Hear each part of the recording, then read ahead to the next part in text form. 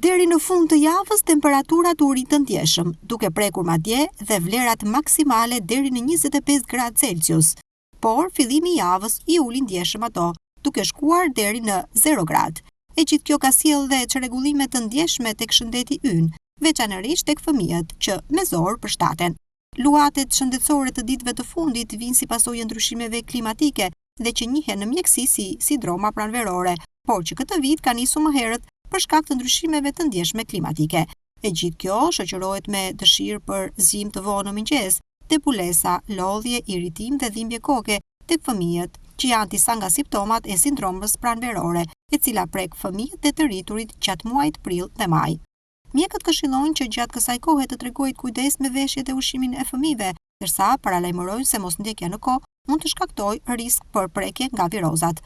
Mospikasja në kohë këtyre luhatjeve të shëndetit sipas bluzave të bardha mund të çojë deri në përkeqësim të situatës dhe shtim të virozave. Periudha kur kjo sindrom ka më shumë potencial për të shfaqur është gjatë muajit prill dhe maj, por ndryshimet klimatike po bëjnë që të shfaqet edhe më herët gjatë muajit mars, gjë për të cilën jemi të gjithë dëshmitar.